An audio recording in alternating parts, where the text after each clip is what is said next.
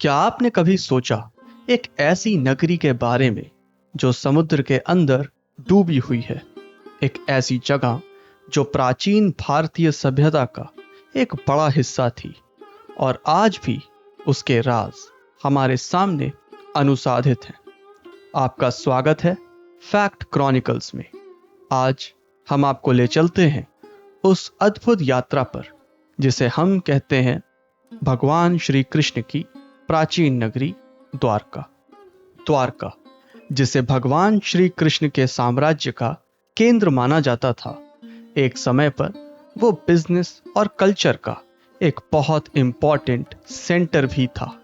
लेकिन कैसे हजारों साल पहले हमारी प्यारी द्वारका नगरी समुद्र के नीचे समा गई, ये आज भी एक बहुत अचंभित करने वाला प्रश्न है। तो चलिए डूब चलें उन गहराइयों में जिसमें द्वारका नगरी के अद्भुत रहस्य छुपे हैं। द्वारका का पहला उल्लेख महाभारत में मिलता है, जहां इसे एक समृद्ध और सांस्कृतिक धरोहर वाला नगर बताया गया। लेकिन इस नगरी की खोज की प्रक्रिया 1981 में शुरू हुई, जब आर्कियोलॉजिकल सर्वे ऑफ इंडिया ने द्वारका नगरी के अवशेषों का अध्ययन करने का दृढ़ संकल्प लिया और उसमें काफी सफलता भी पाई।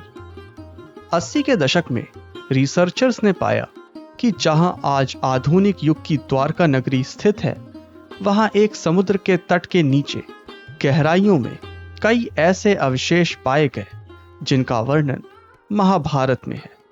फिर अगली खोज हुई 2001 में, जब भारतीय पुरातत्व विभाग ने समुद्र में डूबे हुए इस शहर के विस्तारित अध्ययन की योजना बनाई। इसमें under water archaeology, marine geography और डेटिंग टेक्निक्स को शामिल किया गया। अनंत अनोखी खोजों ने हमें द्वारका के बारे में कई महत्वपूर्ण जानकारियां दी। द्वारका नगरी पर अनेक खोजें हुई, पर सबसे हैरतअंगेज कर देने वाली थी वो अद्भुत रॉक स्ट्रक्चर्स जो 9000 साल से भी ज्यादा पुराने बताए जा रहे हैं। सोचकर देखिए, 9000 साल।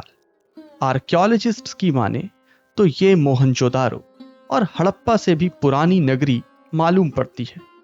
और सिर्फ इतना ही नहीं, काफी सारे स्टोन स्ट्रक्चर्स और डिजाइन हूबहू वैसे ही दिखाई पड़े जैसा वर्णन महाभारत में था।